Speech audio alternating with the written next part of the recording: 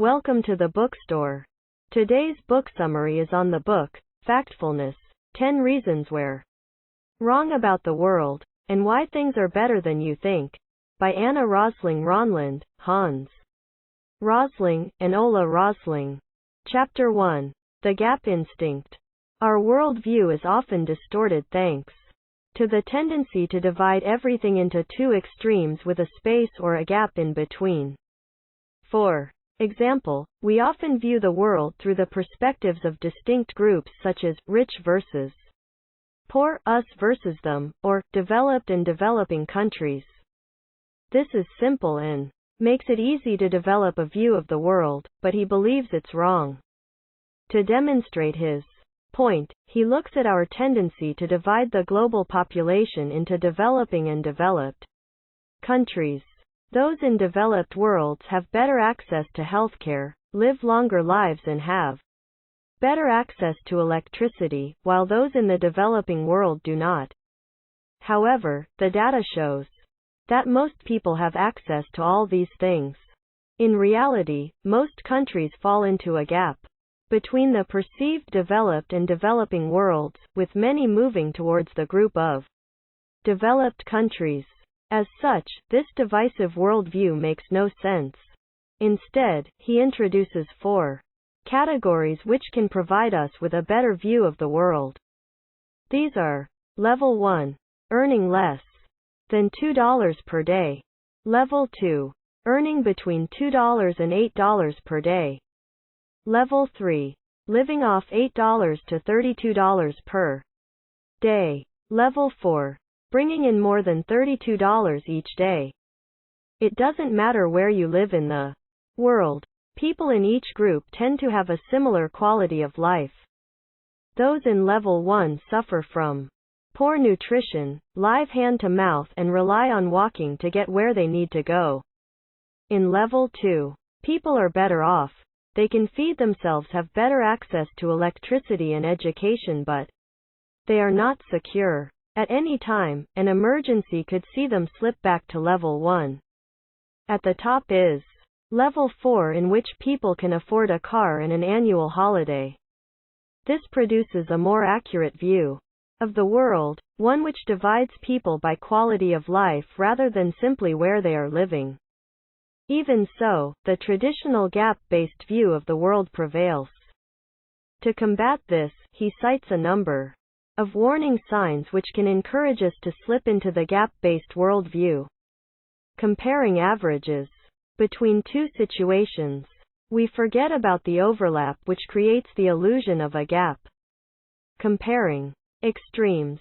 For example, thinking of the poorest versus the richest is wrong because most people are in neither extreme. View from above. People in higher income levels look down on lower levels without any idea of the conditions in those levels. If you're in Level 4, you might think of people in Levels 2 and 3 as being poor when in fact, they have a much better quality of life than you might think. The reality of life is that there is no gap. Most people exist in the middle where the gap is supposed to be. Thinking about people in two groups distorts our view of the world. 2. Form a fact-based worldview, we have to recognize that many of our perceptions are filtered through mass media, which loves to focus on examples which are extraordinary or extreme. There is no gap between the West and the rest, between developed and developing, between rich and poor. Rosling writes, and we should all stop using the simple pairs of categories that suggest there is. Chapter 2. The Negativity Instinct. The world is getting worse. It's a view that we hear often and which, according to polls, most people share. However, it is also wrong. In truth, the world is getting better. We simply don't notice when it does. Most humans pay attention to the bad rather than good. As such, they believe the world is only getting worse. There is some truth in this. The environment is deteriorating and terrorism is higher than it was 30 years ago. Even so, the state of the world is generally improving. However, according to Rosling, these Improvements go unnoticed because they aren't reported and we look back at the past through rose-tinted spectacles. Instead, minor setbacks receive greater coverage. If you look at the news, you'll be forgiven for assuming that the world is set on a downward trend. However, the facts tell another story. In the 1800s, most people in the world were at income level 1. Extreme poverty was the norm for most people in the world. Today, only 9% of the world is still at level 1. Life expectancy has improved from 31 years in the 1800s to over 70 years today. Slavery has been abolished, child mortality is down, plane crashes, hunger and deaths in battles have decreased. Access to electricity, water and health have improved. Even so, the negative worldview persists. This view is caused by three things: misremembering the past, selective reporting, and the feeling that it would be insensitive to say things are getting better when they are still bad. For many people, when people start living better lives, they can forget how bad things were. They romanticize their youth. Most reporting is negative. Good news is not news, and neither are gradual improvements.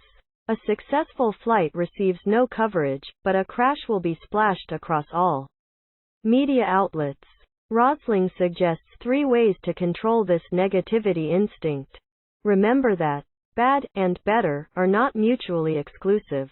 Things can be bad, but they can also be better than they were before. Saying things are better should not be confused with believing everything is fine. Expect bad news. If we recognize that news is likely to disproportionately highlight negatives, we can be better prepared for it.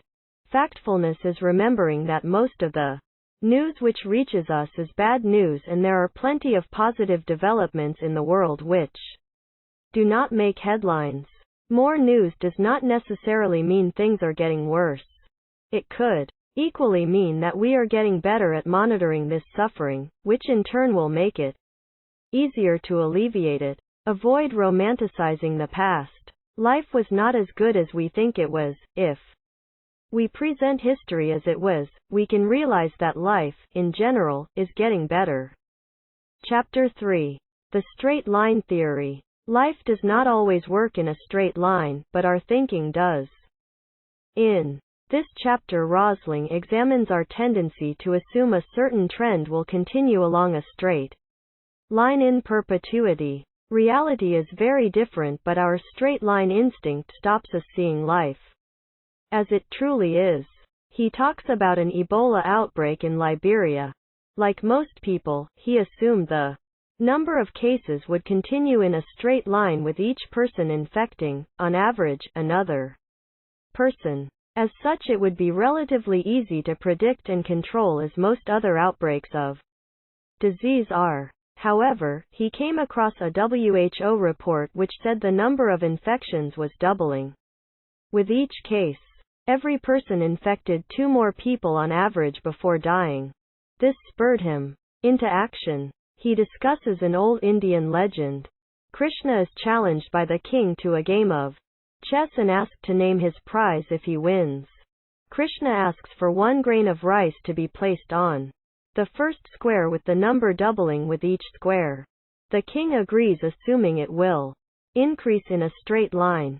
However, it takes him a little while to realize that, by the time it gets to the 60th square, he would have to find more rice than the entire country could produce.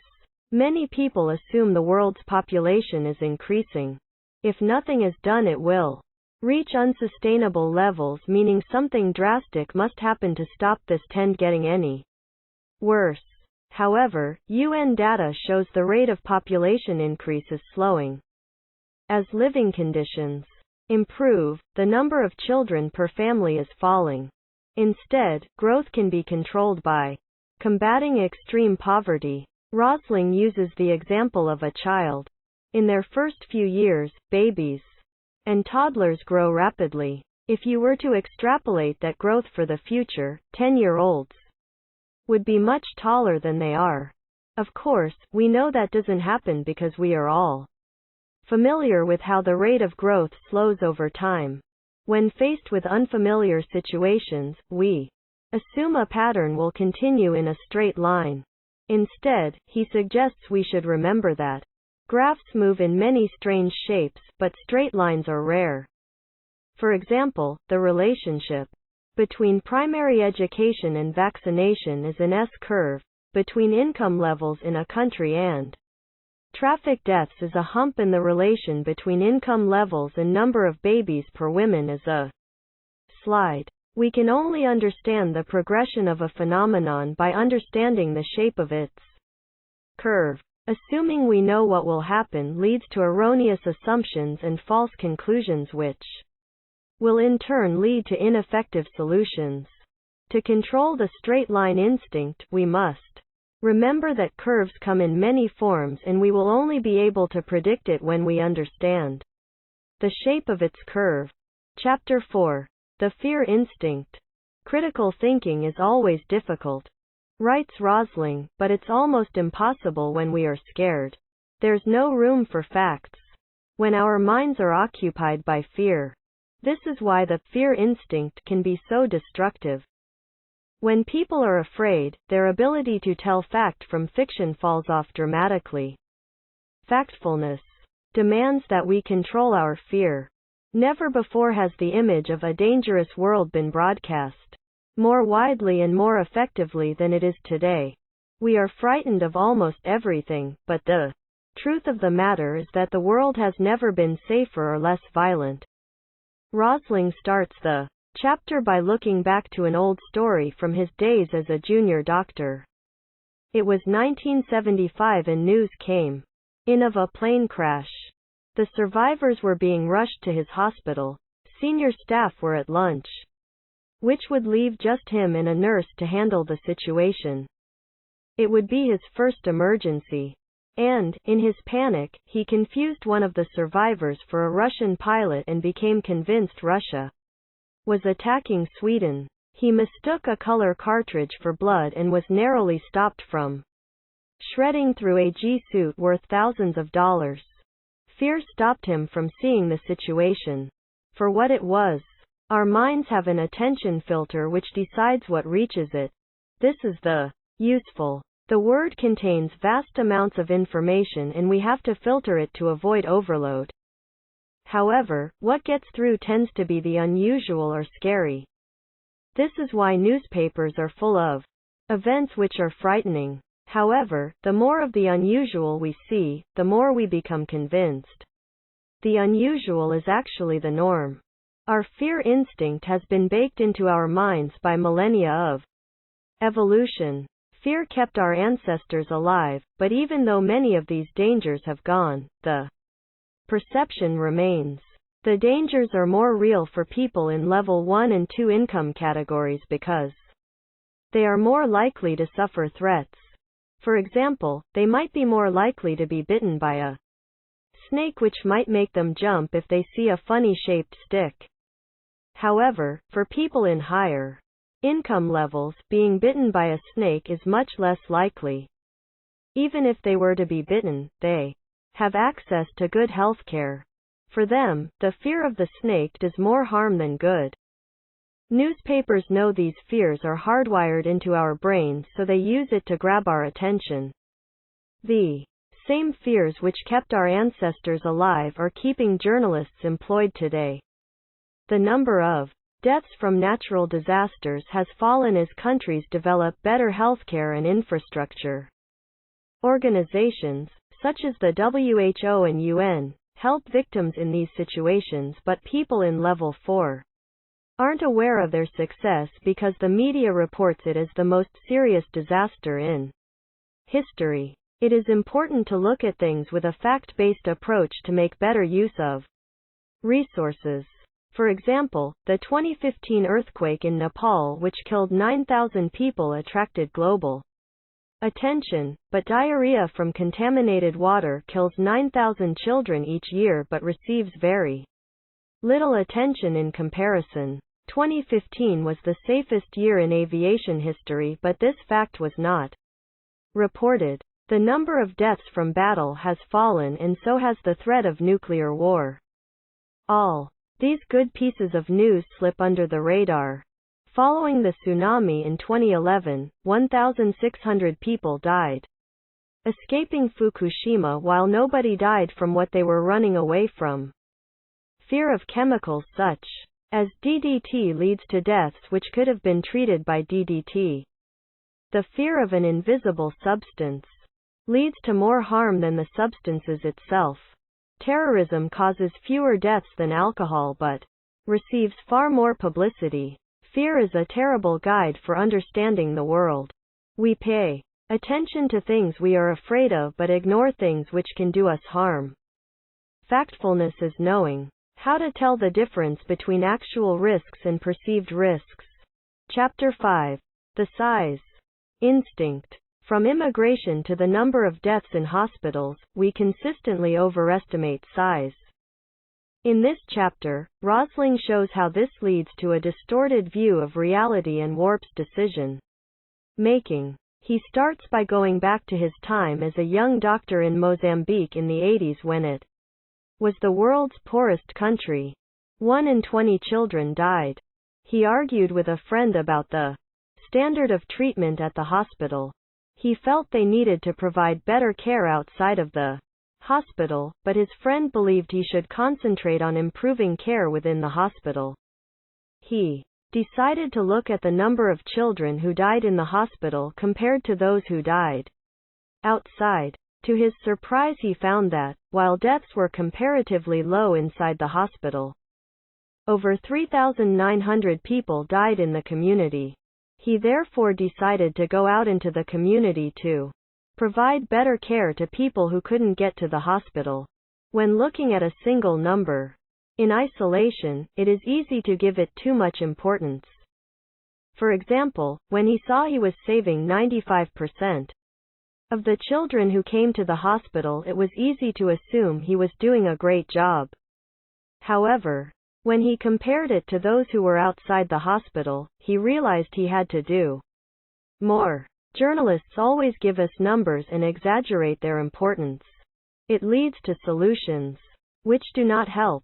At the hospital, people would have assumed increasing the number of beds would reduce deaths, but, with more information at their disposal, they realized the best path was to improve the levels of care and education within the community. To avoid the trap of the size instinct, he recommends using the tools of comparison and division. For example, 2 million children died before the age of 1 in 2016. This seems high until you compare it with 1950's number, when 14.4 million children died before their first birthday. Infant deaths are falling, but you wouldn't know this if you only looked at the first figure. A Swedish hunter killed by a bear received more coverage than a woman killed by her husband.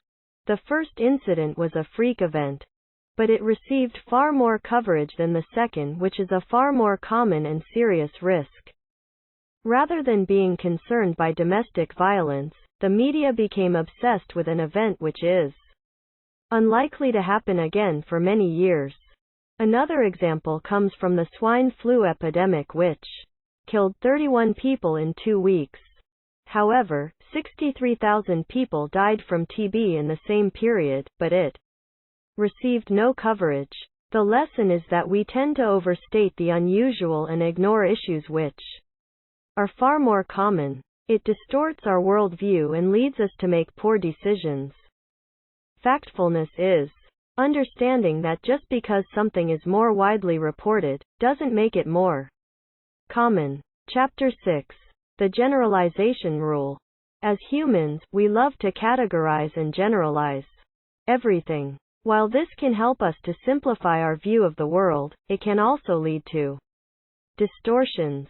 Attributing one characteristic to an entire group based on one unusual example leads to serious misconceptions and can have quite serious consequences. As he writes, the generalization instinct can make us mistakenly group together things, or people, or countries that are actually very different. It can make us assume everything or everyone in one category is similar. And, maybe, most unfortunate of all, it can make us jump to conclusions about a whole category based on a few, or even just one, unusual example. For example, he begins the chapter by talking about his experiences working in the Congo when he was presented with a less than appetizing dessert made from lava. To avoid eating it, he tried to convince them that it was against Swedish custom to eat lava. Generalizations, he says, are mind blockers. They create a distorted view of reality and often lead people to miss important opportunities. For example, after polling financial experts, he says, he found that they assumed most children in the world were not vaccinated before the age of 1. In fact, the vast majority are. For that to happen, countries need a lot of infrastructure, which is also the same kind of infrastructure which is required for factories and other forms of enterprise. The belief persisted because these financial experts believed the images of extreme poverty presented about some countries in the media. As such, these experts were potentially missing out on investment and business opportunities because they believed these countries were more deprived than they were. To combat the generalization instinct, he suggests traveling. This helps you to get out into the world and gain first-hand experience of cultures as they actually exist, rather than the way they are portrayed in the press. As with other chapters, questioning is vital. You should always question the different categories you are given. Look for similarities across and within groups. Remember to be suspicious of generalizations and to be aware when you are generalizing one particular group from another. Many people generalize African countries, but they are not all at the same level of development. This has enormous consequences. The Ebola epidemic in Liberia affected tourism in Kenya even though the two countries are thousands of miles apart. Majority is an extremely blunt concept. It can be anything between 51% and 99%, which does not produce a realistic picture of any situation. Examples give a poor picture. Many people around the world suffer from chemophobia, the fear of chemicals, when in reality most are beneficial. Assuming you are normal can lead to you generalizing others and failing to understand the reasons behind their actions. What is normal to you is not necessarily normal to other people. Factfulness is recognizing what categories are used and keeping in mind that these categories can be misleading. While humans categorize and generalize everything, this can lead to stereotypes which can lead to poor solutions. By traveling and questioning assumptions, you can combat the problems caused by the generalization instinct. He also focuses on what he calls the 80-20th rule. We should always look at items which take up more than 80% of the total. Looking at the world's energy sources, for example, you might feel they seem equally important, but only 3 generate more than 80% of the world's energy. Divide it by a total to get a clearer idea of the situation. If you look at the total emissions produced by each country, it might seem that China and India produce more CO2 emissions than Germany and the USA, but if you divide it by the population, you'll see that USA and Germany produce more emissions per head than either China or India. A single number does not provide a clear picture of any situation. Chapter 7. The Destiny Instinct. When Rosling gave a presentation to a group of capitalists and wealthy individuals about the opportunities of emerging markets in Asia and Africa, he was surprised by their reaction. At the end of the talk, he was approached by what he describes as a gray-haired man who told him, in no uncertain terms, that there was no chance that African countries would ever make it. Despite all the positive data about economic progress he'd seen in the presentation, this man believed there was something about African society which meant they were destined to be poor. This is an example of the destiny instinct, and its roots go back to the earliest history of man. As humans, we often assume that a nation, group, or culture's destiny is determined by general characteristic, which we believe it shares. For example, white Europeans are destined to be developed and wealthy, while black Africans will always be poor. This attitude persists even in the face of contradictory data. Not only do people believe it to be true, but they assume there is nothing that individuals in this culture can do to change things. Destiny, as they say, is all. The instinct stems from evolution when people lived in small groups and didn't travel very far. It was safer to assume things would stay the same as they wouldn't need to constantly evaluate the surroundings. It's also a great way to unite a group. However, today's societies are constantly changing. These changes occur gradually, which gives the perception that things are staying the same. As such, gender equality is perceived to have remained unchanged around the world, but in reality, things have largely improved. There is also an idea that Africa is destined to remain poor. However, most African countries have reduced their infant mortality rates faster than Sweden did. Asian countries have moved into the category of developed nations, and many countries have escaped extreme poverty. It was also assumed that the number of babies a woman has would depend on her religion. Religious women were more likely to have babies than those with no religion. However, careful analysis of data shows that the number of babies depends not on religion but income levels. Other examples include the rise of support for women's rights and liberal ideas in Sweden. Concepts which might have been far from the mainstream in the past are now commonly accepted. To control the destiny instinct, you should recognize that slow change does not mean no change at all. Be ready to update your knowledge. Knowledge is never constant in the social sciences. Collect examples of cultural change. Factfulness is the art of recognizing that many things appear to be static just because change is happening more gradually. Groups are not defined by their innate characteristics, and just because something has been true once, it doesn't mean it is set in stone for the future. Like many of the other attitudes discussed in this book, the destiny instinct is hard-coded into our evolution, but while it might once have been helpful for our ancestors, it is holding us back today. Chapter 8. The Single Perspective Instinct.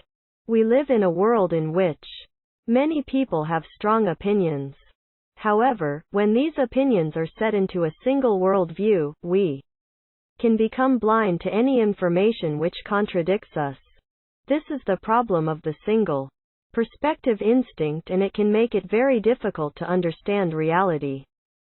Being always in favor of or always against any particular idea makes you blind to information that doesn't fit your perspective, writes Rosling.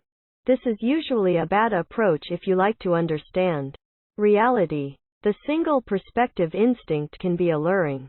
It is the preference for simple explanations and simple solutions to the world's problems, but life is somewhat more complicated. This single cause and solution view creates a completely warped view of the world. There are two main reasons why we do this: professional and political bias. Professionals will always see the world from the perspective of their own expertise. A hammer will see everything as a nail and will probably adopt the same approach. Even experts in their field can be wrong. A poll of women's rights activists found that only 8% realized that 30-year-old women have spent only 1 year less in school on average than men. They were so intent on seeing the situation as bad that they ignored the progress their own efforts have brought about. He warns against relying the media to form a worldview. It's like forming an impression of a person just from his or her feet. The foot is far from the most attractive part of the body, so it doesn't give you a fair representation of the rest of the person.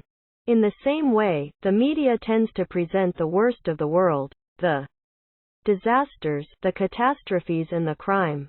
If you form your worldview based on media reports, you'll imagine the situation is much worse than it actually is. Campaigners often paint the world as getting worse, but they are not aware that progress happening. If they ditched the attitude that things are only getting worse, they could garner more support for their cause. People love the idea of being able to point to a single cause and single solution. For example, many use numbers to illustrate all sorts of issues, but they do not always represent the best solution. They do not help you to understand the reality behind them. He recalls a conversation with the Prime Minister of Mozambique who said he believed the economy was making progress. Rosling argued that the data did not show this, but the Prime Minister replied that he did not solely rely on numbers to measure progress. He'd look at the shoes people wore in construction projects taking place. If the shoes were old, it meant that people didn't have money to replace them. If construction projects were overgrown with grass, it suggested there wasn't enough money being invested. There is never a single explanation to any situation. It limits your imagination. Factfulness is realizing the limitations of this perspective and finding ways to view situations from a wider range of viewpoints.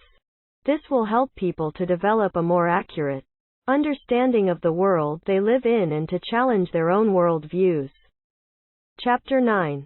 The blame instinct. We live in a culture which loves to apportion blame. This instinct assigns a clear cause to an event and finds someone who was at fault. It's a comforting approach. When things go wrong, it is nice to think it's because of bad people with bad intentions, but that seldom tells the entire story. We attach a lot of importance to individual groups or people, but it also stops us from understanding the world. Once we find someone to blame, we stop looking for the actual cause of the problem and focus on punishing the person we think is at fault. The result is that we're unable to prevent it from happening again. For example, we might want to blame a plane crash on a pilot who falls asleep, but this does not stop another pilot from falling asleep in the future. Instead, we should be looking at why the pilot fell asleep in order to stop it from happening again. Hand in hand with the blame instinct comes the tendency to credit someone for an achievement even if the reality is more complicated. Someone has to take the blame or be given the credit. We love to point fingers if it confirms our belief. Even Rosling himself is not immune. When UNICEF hired him to investigate a company given a contract for malaria drugs, he became convinced that the company was acting improperly. Even before he finished his investigation, he started pointing fingers. In reality, the company was honest but simply had an innovative business model. The same principle is at work when looking at the number of immigrants killed trying to cross the sea into Europe. It is common to blame the smugglers who traffic these people across the sea in small craft which are routinely dangerously overloaded. In reality, though, the problem is Europe's immigration policies, which state that an airline which brings illegal immigrants into the country will have to pay for their repatriation.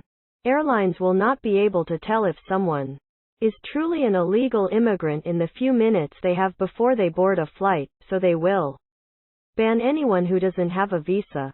This means that refugees who have a right to enter Europe under the Geneva Convention cannot do so by any legitimate means. They are forced into the hands of the smugglers thanks to official European policy. Any boats which bring refugees by sea are confiscated by the authorities, which is why smugglers turn to cheap dinghies because they cannot afford to lose a larger boat.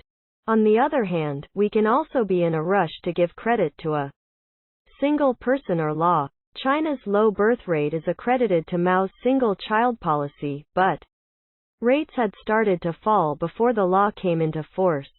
Instead, the decline was down to institutions and technology that were in place. Factfulness is the ability to recognize when someone is being scapegoated and to understand that this stops people creating viable solutions for the future. It is easy to look for a clear solution when something bad happens, but it stops us developing a fact-based view of the world and coming up with a solution which actually works. Chapter 10. The Urgency Instinct. Rosling's 10th and final instinct is one which can bring all the others to the fore, the tendency to take urgent action to solve a problem. While this might have served us well in the past, it can cause us to make rash decisions based on incomplete information. The urgency instinct is embedded in our evolution, and in times gone by, it has served us very well. For example, if you think there is a lion in the grass, you don't want to spend time analyzing your options. You simply need to start running. It's always the safest option. It can also be useful today. If you're driving and someone slams on the brakes, you'll have to take drastic action to avoid a crash. However, in today's modern world, it can often create problems. While Rosling was a doctor in Mozambique, a disease broke out that paralyzed patients within minutes and sometimes caused blindness. He wasn't certain that it was infectious, but the mayor didn't wait to find out. He ordered the military to set up roadblocks to prevent buses reaching the city. To get around these roadblocks, women asked fishermen to take them to the city by sea. It was a dangerous journey and many of these boats were overloaded. They capsized and causes the deaths of women and children. After some research, they discovered the root cause was eating processed cassava. So, while the mayor believed his prompt action was the safest approach, it actually caused a number of deaths which should have been avoided. The principle of now or never causes people to conjure a worst-case scenario. It kills the ability to think things through and encourages bad decision-making. This is why salespeople come up with limited time offers. They are giving you a deadline and introducing a sense of urgency into your decision-making, in the hope you'll be rushed into making a purchase. To compel people to taking action, activists will often try to trigger the urgency instinct. They will stress how urgent a problem is, and paint a worst-case scenario of what will happen if you don't do something now. However, Rosling believes this is counterproductive. Fear and exaggerated data can numb people to the risks campaigners are warning about, which can lead to complacency and inaction. For example, most countries say they are committed to fighting a climate change but aren't tracking their progress. It begs the question, how can they truly fight climate change if they are not tracking their progress? Rosling tells us that the world faces 5 serious risks: global pandemic, financial collapse, world war, climate change and extreme poverty. The first 2 have happened before, while the second 2 are happening now. They need to be approached with cool heads and data analysis, rather than sparking fear and urgency. It's about crying wolf. It can lead to these risks being ignored despite the dreadful consequences. We must worry about the right thing. The idea of factfulness is to remember that things might not be as urgent as they seem. If you're afraid and under pressure to act quickly, you are likely to make bad decisions. We must take a breath, take action based on data, and be very wary of fortune tellers who insist they know what's going to happen. Although the world's problems need to be solved, it is not always a good idea to take urgent or drastic measures. Chapter 11. Factfulness in Practice.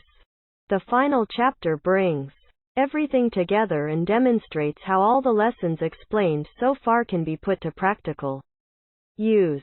We see each of the 10 instincts on show and how factfulness can lead to truly positive, real-world solutions.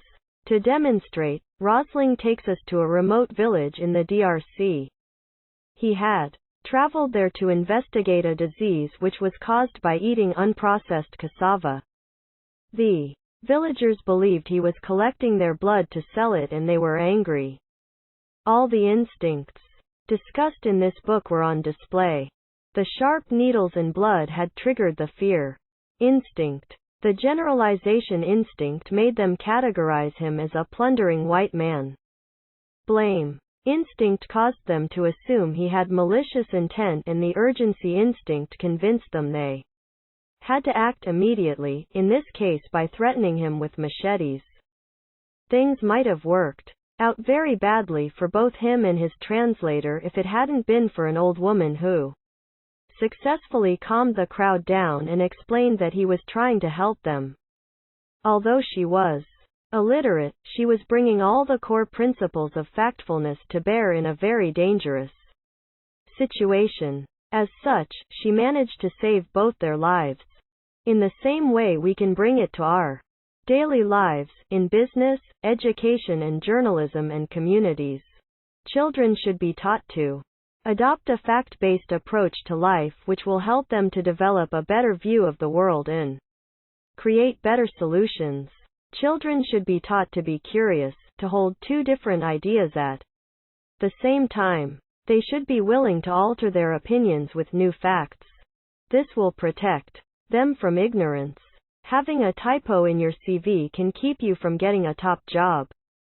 However, people who make policies are placing 1 billion people in the wrong continent. Businesses have distorted world views and fail to understand that markets are growing in Africa and Asia. Being an American company is no longer a privilege which will automatically attract employees and customers. If investors relinquish their preconceptions about Africa, they may realize that it contains some of the best business opportunities in the world. With a more factful attitude, journalists may become aware of their dramatic world views and present something more accurate and useful. However, it is a bit of a stretch to expect them to truly embrace all the principles of factfulness and start reporting the mundane alongside the unusual. The onus is on people to learn how to consume news in a more factful manner. If you are ignorant at the global level, there's a good chance you'll also be ignorant at the local level within your own community, company or organization. They are all using erroneous data to manage their businesses and prepare for disasters. Leaders in companies, cities, countries and organizations should carry out fact-based surveys to uncover ignorance within their organizations. Only by doing so can they develop a more accurate and realistic worldview. Factfulness can be put into practice in all our daily lives, at home, at work, and in our communities. So here we come to the end of this book summary. Thank you for listening to the bookstore. Make sure you hit that subscribe button and like the video. Later.